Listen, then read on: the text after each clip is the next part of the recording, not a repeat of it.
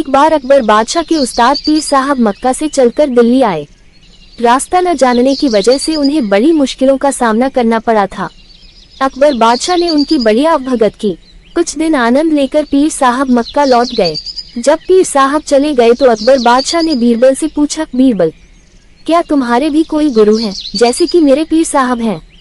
यदि है तो वे कहाँ रहते हैं, कभी आते जाते भी हैं या नहीं? बीरबल ने जवाब दिया, जहाँ पनाह, मेरे भी गुरु हैं, लेकिन वह बाहर रहते हैं, कहीं आते जाते नहीं। हाल ही मैंने सुना है कि मेरे गुरुदेव किसी को कुछ बताते भी नहीं और कभी किसी से एक पैसा भी नहीं लेते। रुपए पैसे का उन्हें लोभ नहीं है। ये सुनकर बीरबल के गुरु के प्रति अकबर बादशाह के मन में श्रद्धा उत्पन्न हुई और उन्होंने बीरबल से अपने गुरु से मिलवाने का आग्रह किया। अकबर बादशाह से बातें करके जब बीरबल रास्ते में आए तो उन्होंने देखा कि लकड़ी बेचने वाले एक बूढ़े ने परिश्रम करके लकड़ियों का एक गट्टा बांधा हुआ है। वह सुबह से शाम तक इधर उधर भटका, पर किसी ने भी उसे उचित मूल्य देकर वह गट्टा नहीं खरीदा। लाचार होकर बूढ़ा लकड़हारा गट्टा अपने घर वापस लिए जा रहा था। पहले तो बीरबल ने उस लकड़ी बेचने वाले से लकड़ियों के उस गट्टे का मूल्य पूछा, फिर उसे अपने घर ले गए और उससे बोले, मालूम होता है कि तुम समय की कुचक्र में फंसकर इस दीन अवस्था में पहुँचे हो। बीरबल ने उसे अच्छे साफ सुथरे वस्त्रों और काली जटा इत्यादि से युक्त ब्राह्मण साधु बना दिया। उसके हाथ में रुद्राक्ष की माला दे दी। फिर एक बड़े मंदिर के पीछे मृगचर्म के आसन पर बैठाकर उससे बोला, तुमसे मिलने बड़े बड़े अमीर उमराव आएंगे, पर उनसे तुम बिल्कुल मत बोलना। तुम्हें कितनी ही बहुमूल्य वस्तुएं वे क्यों न दिखाएं, पर तुम उनकी तरफ आंख भी मत उठाना। तुमसे जो कुछ भी पूछे उसका जवाब मत देना। बस अपने ध्यान में रहना और सिर्फ माला फेरते रहना। ध्यान रहे, यदि इसके अलावा तुमने कोई भी हरकत की तो तुम्हारी खैर नहीं, क्योंकि मैं तुम्हारी हरकतों को देखता रहूंगा। बूढ़े लकड़हारे ने बीरबल की बातों को स्वीकार कर लिया। जब बीरबल को यकीन हो गया कि वह भली भांति स्वान कर सकता है, तब वह अकबर बादशाह के पास दरबार में गए।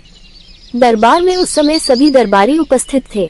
बीरबल ने अकबर बादशाह को अपने गुरु के आने की शुभ सूचना दी और कहा, पहले तो गुरुदेव ने दर्शन देने से इनकार किया, पर मेरे खुशामद करने पर वह पधारे हैं और मंदिर के पिछले हिस्से में आसन जमाए हुए हैं।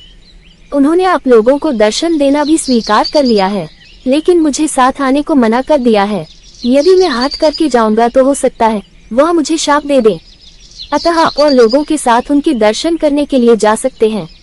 बीरबल को छोड़कर अकबर बादशाह के साथ सभी दरबारी गुरुदेव के दर्शन करने के लिए गए।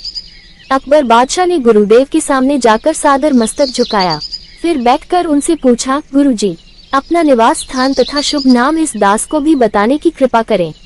गुरुदेव भी किसी ऐसे वैसे के चेले नहीं थे। अकबर बादशाह की बातें सुनी अनसुनी करके वह अपने ध्यान में ही रहे।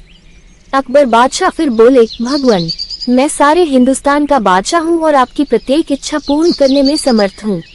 आप कृपा करके एक बार मेरी ओर नजर उठाकर देख ले तो मैं आपको धन्य समझूंगा। इस पर भी जब गुरुदेव ने ध्यान नहीं दिया तो अकबर बादशाह ने 10,000 रुपए मूल्य का कड़ा, जिसे वह स्वयं पहने हुए थे, हाथ से उतारकर गुरुदेव के चरणों में ये सोचकर रख दिया कि लालच में शायद कुछ आशीर्वाद देकर इस बहुमूल्य कड़े को स्वीकार कर लें। परंतु जब कुछ नतीजा न निकला तो निराश होकर अकबर बादशाह वहां से उठ खड़े हुए और बोले, जो आदमी अतिथि के साथ ऐसा व्यवहार करे उस कठोर हृदय से बातें करना भी मूर्खता है। अकबर बादशाह को क्या पता था कि ऐसे मूर्ख से सामना होगा। उन्होंने वह कड़ा बीरबल के यहाँ भिजवा दिया, क्योंकि दान की वस्तु बादशाह के महल में कैसे आ सकती थी। अगले दिन गुरुदेव का सारा हाल सुनाकर अकबर बादशाह ने बीरबल से पूछा, मूर्ख मिले तो क्या करना चाहिए? बीरबल बोले, उस समय चुप रहना ही अच्छा है। बीरबल के इस जवाब से अकबर बादशाह की रही सही मर्यादा पर भी पानी पड़ गया। उनका विचार था कि ऐसी बात कहकर वह बीरबल के गुरु को मूर्ख साबित करेंगे, पर उल्टे खुद मूर्ख बने। अकबर बादशाह को चुप देखकर बीरबल बोले, जब मैंने पहले ही उनका स्वभाव आपको बता दिया था कि उन्हें रुपए पैसे का लालच नहीं है, कभी किसी के दरवाजे पर वह नहीं जाते और मेरे कहने पर बड़ी मुश्किल से तो वह मिलने को राजी हुए थे, फिर आपने उन्हें लालच क्यों दिया? आपने अपशब्द कहकर गुरु का अपमान किया है। आपको धन दौलत का घमंड है, इसलिए वह आपसे नहीं बोले। बीरबल की बात सुनकर अकबर बहुत लज्जित हुए।